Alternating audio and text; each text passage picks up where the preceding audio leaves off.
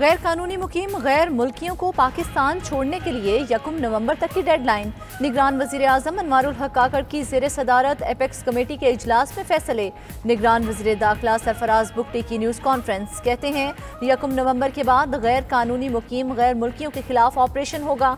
तमाम गैर कानूनी मुकीम गैर मुल्कियों को डिपोर्ट किया जाएगा। गैर कानूनी मुकीम अफराद ने जो जायदादें बनाई हैं उनके खिलाफ भी ऑपरेशन होगा। बाकायदा टास्क फोर्स बनाई जाएगी।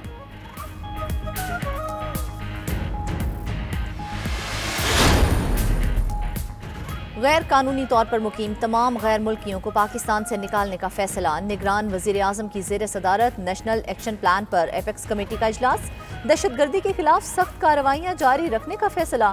गैर मुल्की शहरियों को 31 अक्टूबर 2023 तक पाकिस्तान छोड़ने का हुक्म। 1 नवंबर से तमाम गैर कानूनी तौर पर मुकीम गैर मुल्कियों की गिरफ्तारियां शुरू करके जबरी मुल्क बदर किया जाएगा। निगरान वजीर आजम ने कहा दहशतगर्द मुल्क और कौम के दुश्मन हैं। आर्मी चीफ का इजलास में अवाम पर हर मुमकिन तवज्जो मरकूज करने पर जोर। जनरल आसिम मुनीर ने कहा पाकिस्तानी शहरी की जानो माल किसी भी दूसरे मुल्क से मुकद्दम है। फर्द वाहिद मुल्क की तबाही का जिम्मेदार। फर्द वाहिद में चाहे मार्शल लॉ हो या कोई भी। चीफ जस्टिस के practice and procedure act case में रिमार्क्स। चीफ जस्टिस काजी फायज ईसा ने कहा कि जब मार्शल लॉ लगते हैं सब हथियार फेंक देते हैं।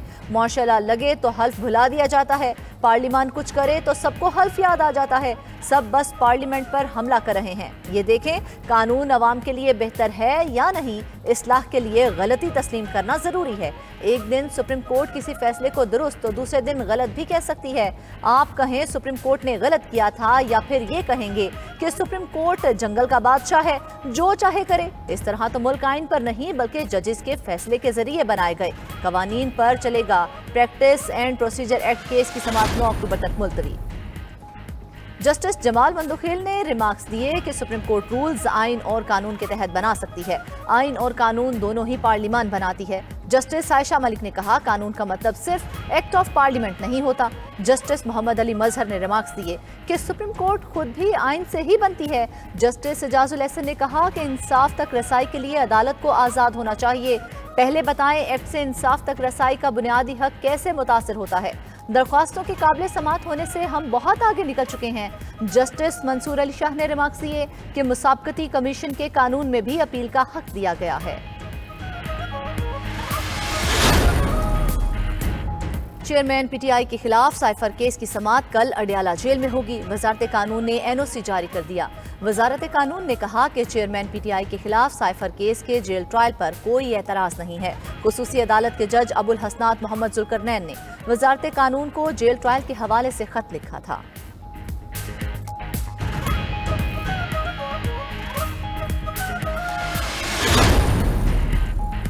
नवाज शरीफ हिफाजती जमानत लेकर आएंगे और अदालत में सरेंडर करेंगे। लीगी रहनुमा राना सनाउल्लाह ने कहा पूरी कौम को नवाज शरीफ पर एतमाद है। कौम कायद की आमद की मुंतजिर है। फितने का तजुर्बा ना किया जाता तो आज सी पैक मुकम्मल हो चुका होता। पकड़ धकड़ की सियासत खत्म होनी चाहिए। कायद मुस्लिम लीग नून के इस्तकबाल के लिए मुल्क भर से लोगों के मीनार पाकिस्तान आने के मौके एटमी धमाकों और लोड शेडिंग के खात्मे समेत लीगी कायद के कारनामे भी गिनवा दिए।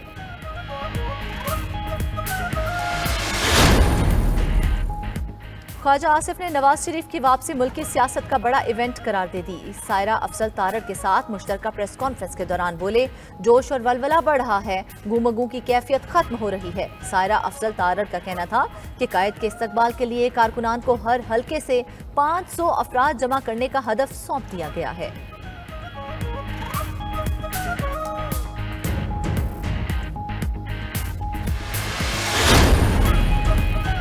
तौहीन इलेक्शन कमीशन और चीफ इलेक्शन कमिश्नर केसेस समाअत के लिए मुकर्रर। Election commission chairman PTI Fawad Chaudhry Asad Umar के खिलाफ केसेस की समाअत 11 अक्टूबर को करेगा।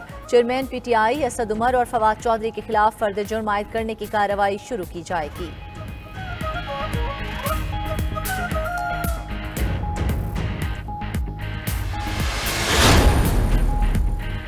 बिजली की कीमत में 3 रुपये 28 पैसे फी यूनिट इजाफे का इत्तलाक कर दिया गया। बिजली की कीमत में इजाफे से सार्फिन पर 146 अरब रुपए का बोझ पड़ेगा।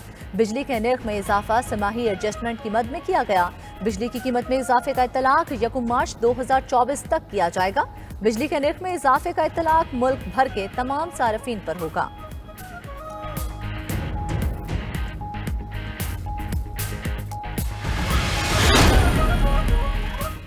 वाइस एडमिरल नवीद अशरफ पाक बहरिया के नए सरबराह मुकर्रर।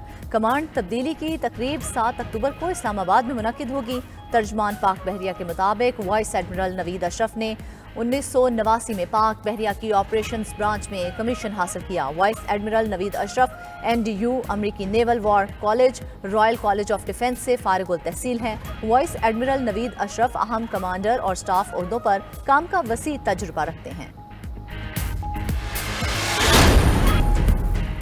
सिंध की सियासत में अहम पेशरफ। GDA, MQM और JUI सीट एडजस्टमेंट पर मुत्तफिक। मुख्तलिफ कौमी और सूबाई नशिस्तों पर तीनों जमातें एक दूसरे की हिमायत करेंगी। आज मुश्तरका इजलास भी मुतवक्के। एडजस्टमेंट के लिए तीनों जमातों के रहनुमाओं पर मुश्तमिल कमेटी की तश्कील का इम्कान है।